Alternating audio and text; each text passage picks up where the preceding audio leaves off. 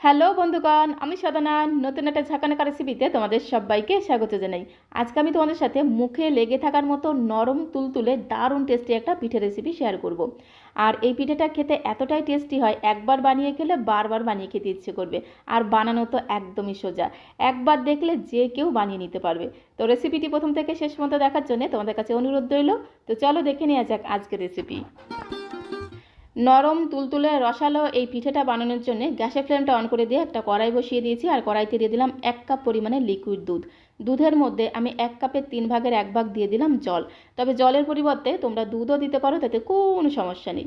এবারে গ্যাসের ফ্লেমটা মিডিয়ামে রেখে দুধটাকে ফুটতে দিতে হবে। তো দুধটা একটু একটু ফুটতে শুরু করেছে, আর দুধটা যখনই ফুটে উঠবে গ্যাসের ফ্লেমটা একদম লো করে দিতে হবে।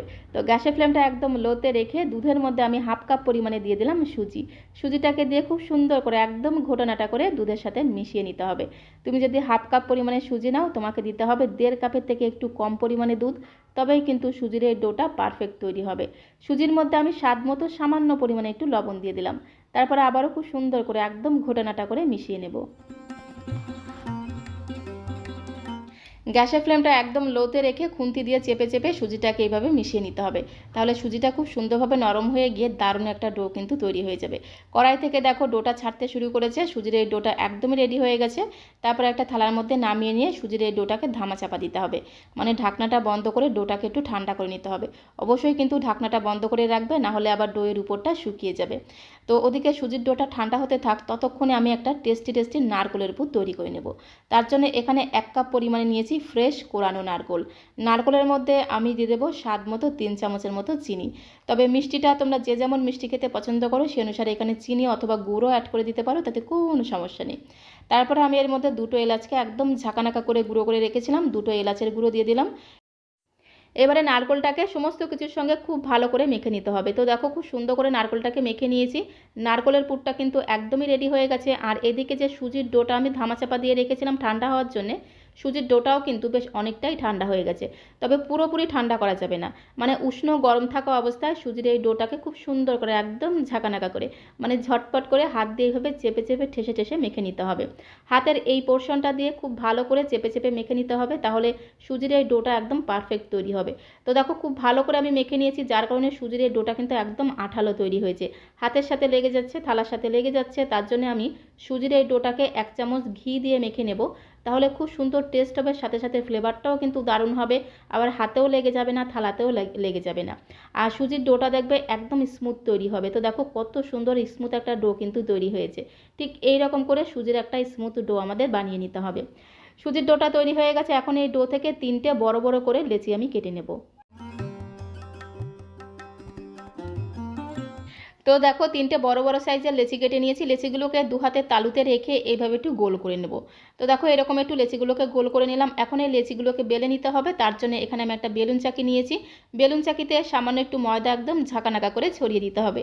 তারপরে ঝটপট করে একটা করে লেচি নিতে হবে। তারপরে একটা বেলনি দিয়ে খুব সুন্দর করে এভাবে একটু বেলে নিতে হবে।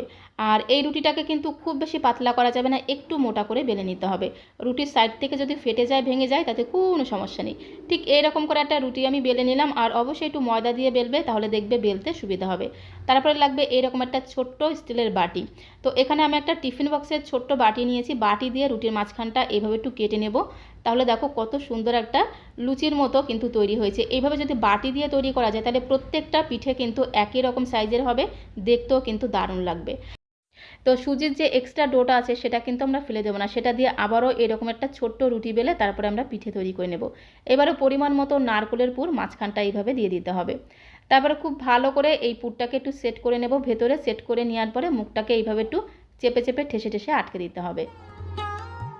তো বন্ধুগণ, তোমরা চাইলে পুলি পিঠা তৈরি করার সময় আমরা যেভাবে একটা বাটির মতো শেপ তৈরি করি অথবা একটা টুপির মতো শেপ তৈরি করে তার মধ্যে পুর ভরে মুখটাকে আটকে দিই, সেইভাবেও তোমরা তৈরি করে নিতে পারো। তবে এইভাবে যদি একটু বেলে বেলে তৈরি করা হয়, তাহলে প্রত্যেকটা পিঠে কিন্তু একই রকম সাইজের হবে, একই রকম দেখতে হবে, দেখতে দারুণ লাগবে।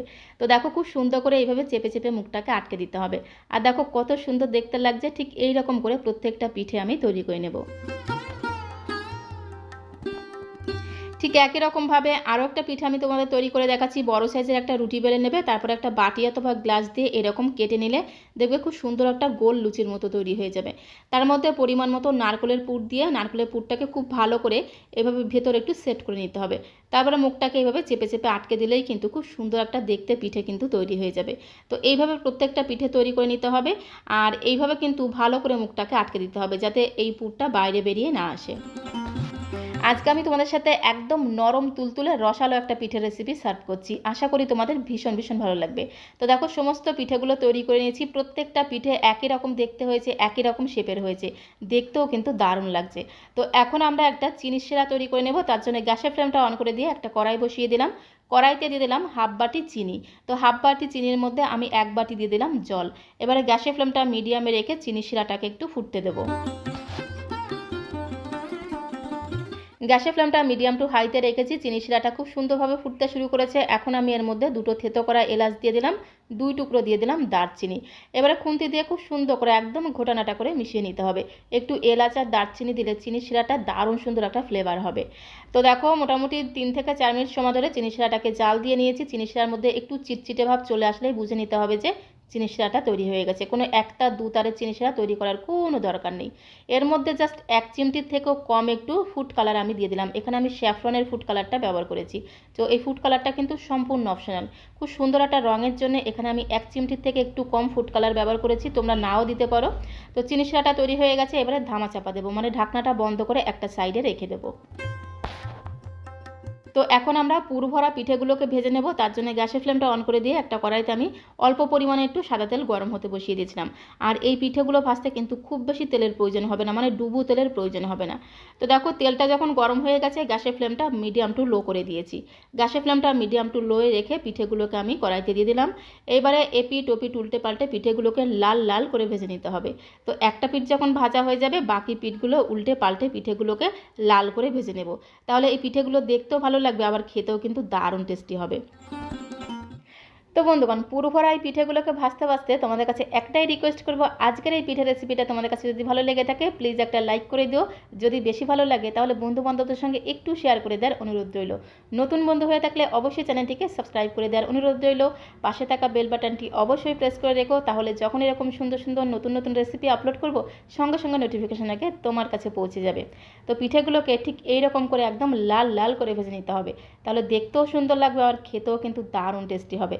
গ্যাসের ফ্লেমটা মিডিয়াম টু লোয়ে রেখে এইভাবে পিঠেগুলোকে একদম লাল লাল করে ভেজে নিয়েছি। ঠিক একই রকমভাবে বাকি ব্যাচের পিঠেগুলোকেও লাল লাল করে ভেজে নেব। এই পিঠেগুলো ভাজতে খুব বেশি তেলের প্রয়োজন হয় না, খুবই অল্প তেলে সমস্ত পিঠেগুলো ভাজা হয়ে যায়। তো প্রথমে আমি 4টে পিঠেকে ভেজে নিয়েছি, ঠিক একই রকমভাবে বাকি 3টে পিঠেকেও ভেজে নেব। গ্যাসের ফ্লেমটা মিডিয়াম টু লোয়ে রেখে এপিট ওপিট উল্টে পাল্টে পিঠেগুলোকে ঠিক এই রকম করে একদম লাল লাল করে ভেজে নিতে হবে। এই রকম একটু গোল্ডেন ব্রাউন করে ভেজে নিলে পিঠেগুলো দেখতে যতটা সুন্দর লাগবে খেতে কিন্তু তার থেকে বেশি টেস্টি লাগবে। তো সমস্ত পিঠেগুলো আমি ভেজে নিয়েছি আর দেখতে দেখো কত সুন্দর লাগছে। চাইলে তোমরা পিঠেগুলোকে এইভাবে ভেজেও খেতে পারো, আবার চাইলে দুধের মধ্যেও ভিজিয়ে খেতে পারো। তবে আজকে আমি দুধের মধ্যে ভেজাবো না, পিঠেগুলোকে আমি সরাসরি দিয়ে দেবো চিনির রসের মধ্যে। তো চিনির রসটাকে আরেকটু গরম করার জন্য গ্যাসের ফ্লেমটা অন করে দিয়ে আমি কড়াইটা বসিয়ে দিলাম।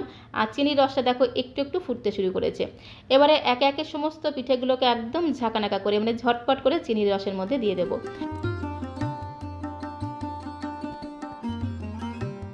তো সমস্ত পিঠেগুলোকে আমি চিনির রসের মধ্যে দিয়ে দিলাম। এবারে গ্যাসের ফ্লেমটা মিডিয়াম টু লোয়ে রেখে এপিট ওপিট উল্টে পাল্টে মিনিট খানেক সময় ধরে পিঠেগুলোকে একটু চিনির রসের মধ্যে জাল দিয়ে নেব।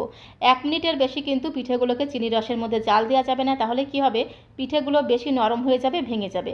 তো মিনিট খানেক সময় ধরে এপিট ওপিট উল্টে পাল্টে দিয়েছি। এবারে গ্যাসের ফ্লেমটা বন্ধ করে দিলাম।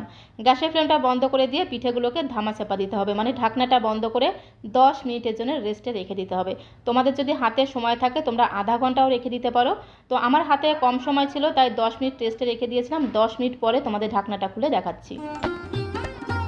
তো দেখো চিনির রসটা পিঠের মধ্যে খুব সুন্দরভাবে অ্যাবজর্ব হয়ে গেছে, যার কারণে পিঠেগুলো একদম নরম তুলতুলে হয়েছে।